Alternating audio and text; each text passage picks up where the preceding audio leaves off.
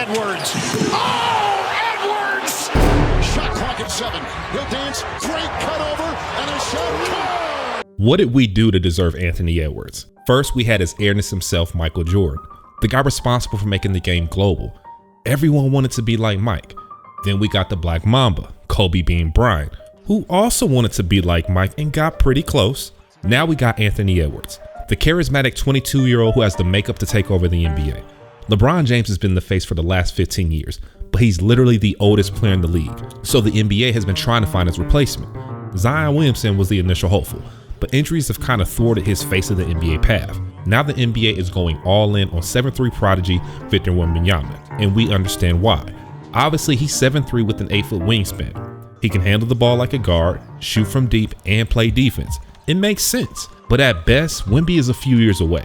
Anthony Edwards is making the case that he's ready right now. The former #1 draft pick has been showing flashes of greatness for the last few years. At this point, he's probably one of the top 5 athletes in the NBA right now. The talent has been there, but everyone's been wanting him to do real damage in the playoffs. Well, he's arrived. The first piece of evidence came when he easily dispatched a team that featured 3 offensive juggernauts. No one expected that a team with Kevin Durant, Devin Booker, and Bradley Beal would get swept. The best thing about the series was that Anthony Edwards was chirping the whole time. Edwards has been pretty clear that Kevin Durant is his GOAT, and what better way to pay your respect than to give your idol buckets? That's the thing about Ant-Man. He'll cook you with a smile on his face and tell you about it on the way back down the court. A player with that kind of showmanship and skill carries the league. He becomes a star amongst stars. Edwards put up elite numbers versus the Suns, averaging 31 points, 8 boards, and 6 assists per game. He did all this while shooting 51% from the field, 44% from 3, and 83% from the line. Aside from the great numbers, the biggest thing about Ant-Man is that he's a dog. Hoopers and fans alike loved MJ and Kobe because they were the cream of the crop in terms of skill, but what separated them from other superstars was the mentality. We all saw The Last Dance. We saw how relentless MJ was. Kobe Bryant's Mamba mentality has become the idea that hoopers live by. It's defined as attacking what's in front of you with passion and purpose. Ant-Man is cut from the same cloth. He's an assassin on the court. The only thing that rivals his game is his undeniable confidence. His first round series versus the Suns solidified the leap he made during the regular season, where he put up 25.9 points, 5 boards, and 5 assists per game, carrying his team to the 3rd seed in the loaded West. His second round opponent versus the defending champs will be a whole different problem. The Nuggets have been the most complete and balanced team in the NBA, and they have the best player in the NBA, Nikola Jokic. Anthony Edwards knew this would be the biggest test of his young career. He's always given Joker props, but now Joker is in his way. In game 1, he didn't disappoint. First game in Denver, high altitude against a Nuggets team that had thoroughly handled LeBron James, Anthony Davis, and the Lakers. You expect the Nuggets to get right down to business, but the Timberwolves were throwing the early punches. From the jump, Ant-Man was locked in. He dropped the first bucket in the game, seemingly sending a message to the Nuggets that it was going to be a long night.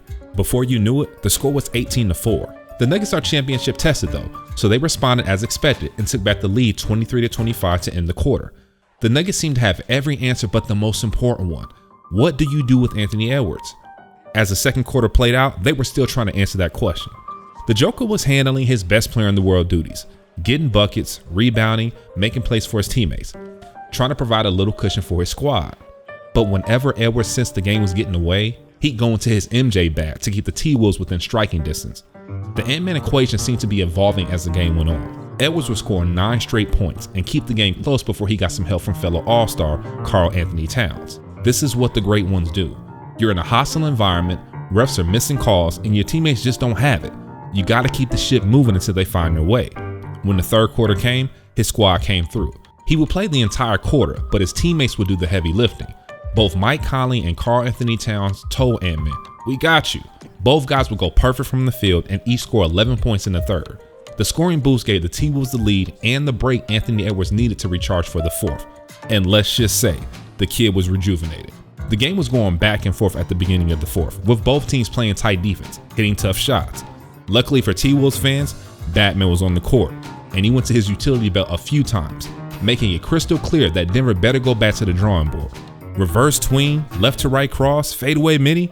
Come on, man. Plays like that ignite your squad and build confidence.